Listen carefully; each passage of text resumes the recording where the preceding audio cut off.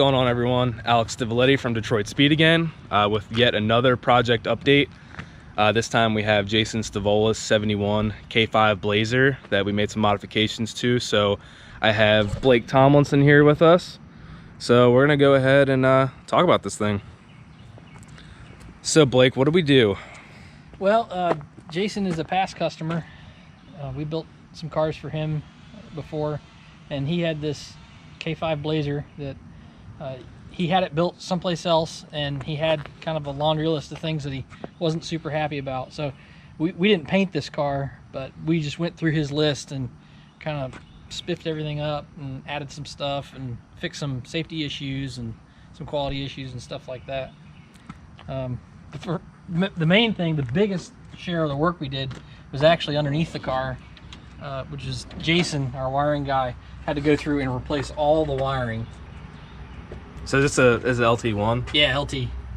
So I mean that makes sense because it sounds like a brand new Camaro. Yeah. So this is pretty much just like, I guess they either got this out of a wrecked Camaro or something, because it's like the whole harness. I mean, it's the whole swap. Yeah, I think it might have been kind of like one of those what do you call it, where it's smog legal.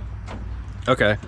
Obviously we didn't buy the engine or put it in, so I don't know what kit they got, but it has all the smog stuff. It's where it should be a 50 state legal car, factory ECM and all that stuff. It runs and drives. So essentially it could be one of like those GM like connecting crews, I think that's what they call it, or crews, or E-Rod.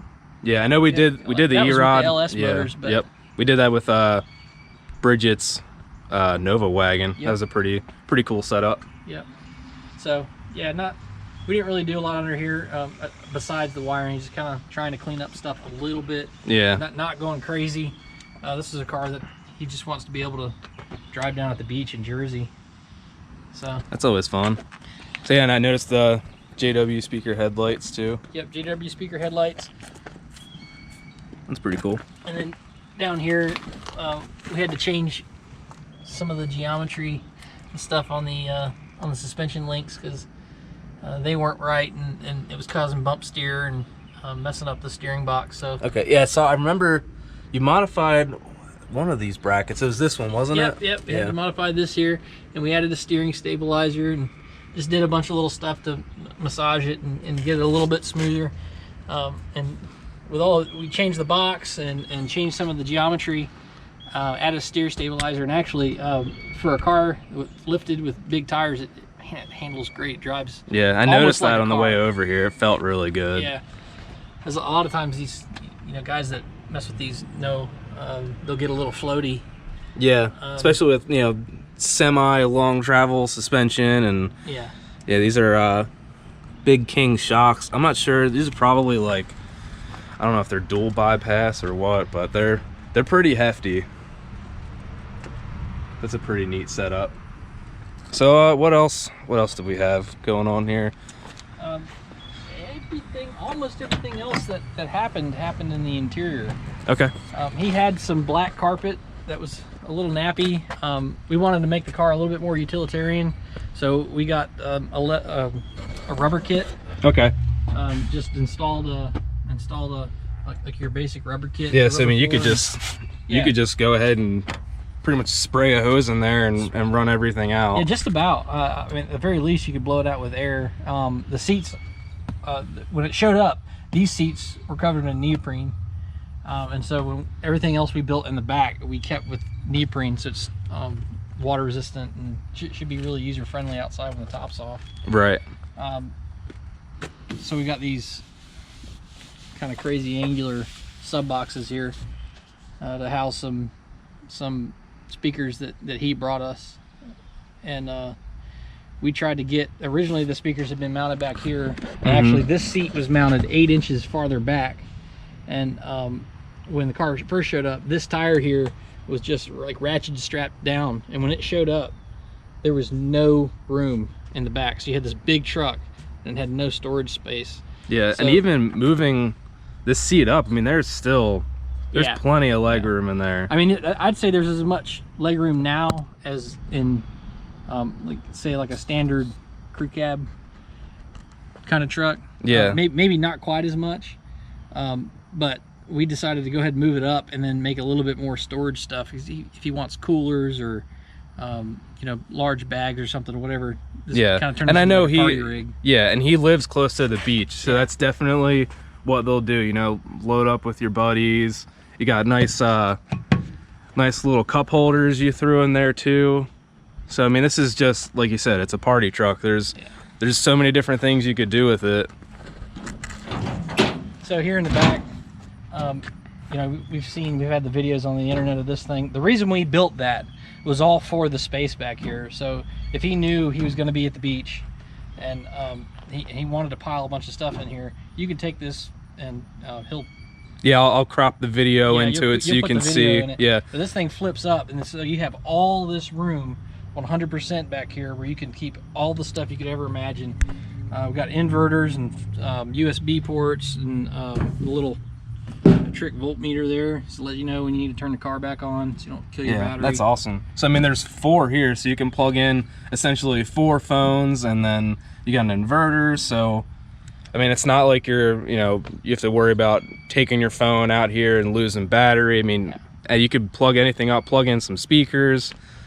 I mean, there's just you know, unlimited options. But yeah, the whole, like I said, I'll put the video. I mean, you probably already watched the video since I've already edited this, so you've seen it. But this whole thing flips up onto the roof, and then there's a little bung welded up on there, so you can go ahead and bolt it down there, and this even rotates around. I mean, it's just a really trick setup. And I know when Blake first talked about doing this, immediately everyone was just excited, because that's like the highlight of the truck, at least for me. I think it's awesome, it's useful, gives you the space you need, gets the tire out of the way, but you don't lose it. Yeah, you can put the top back on. That's the big thing. Yeah, exactly.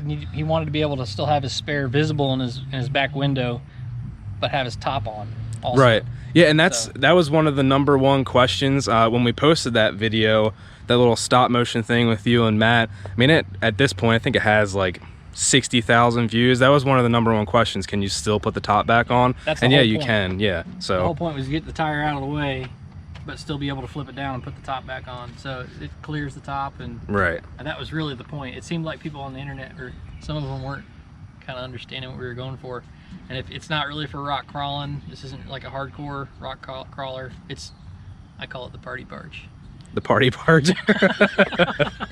That's awesome.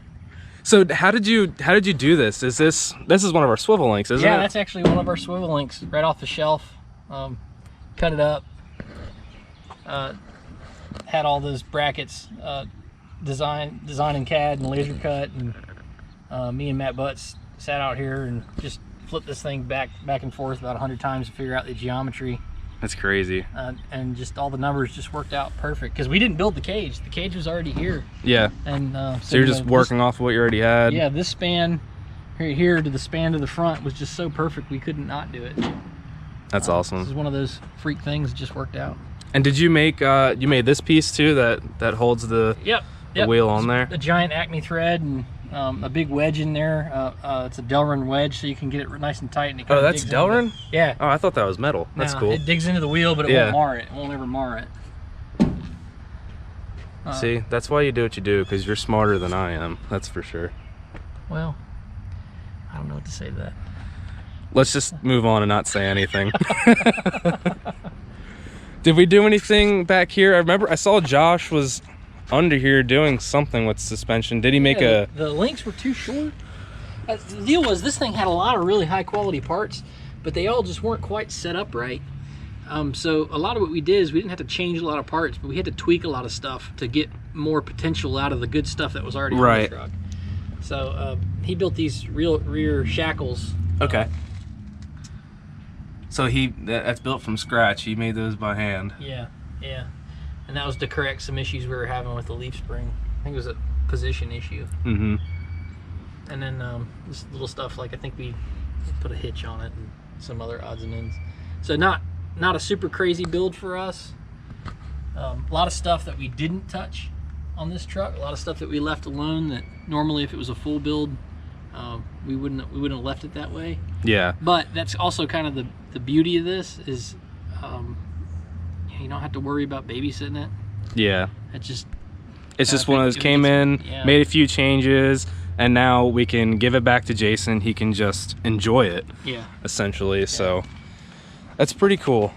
Because I know there's plenty of talk about, you know, Jason coming to us for a K5, but you know, we were able to just get our hands on this one and kind of upgrade it and update a little bit for him. I know another thing, we did these gauges too. I absolutely love these gauges we put in it. So these are all digital. I don't think we put those in. Those are Dakota digital gauges. They are very nice. Okay. But they were in it when we were here. Oh, they were in it? Yeah. Oh. Well, now I feel dumb. That's okay. This falls back on the why you're smarter than I am. Yeah.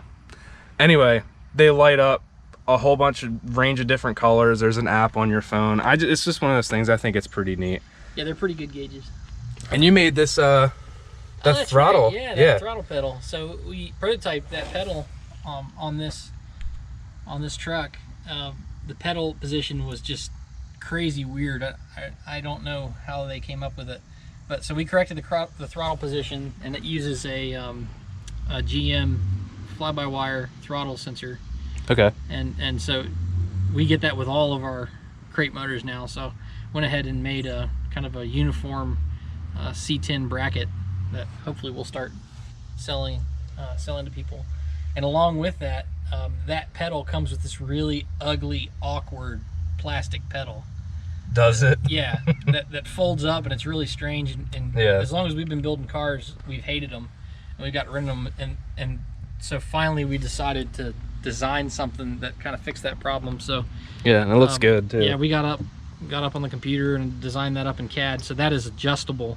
So whatever application you use it on, be this C10 or Corvette or any weird combination you got, you can get that pedal position really dialed in to exactly where you want it. Cool.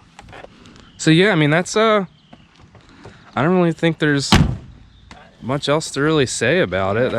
I think that's it. But it's just a cool truck. And like we mentioned, it's something that Jason's just gonna get out and enjoy and have fun with. So yeah, I mean, we're excited about it. He's not interested in going to any shows or anything like that. Like I said, it's not a hardcore rock crawler, though. It should be pretty capable with all the parts that are on it. Yeah, definitely.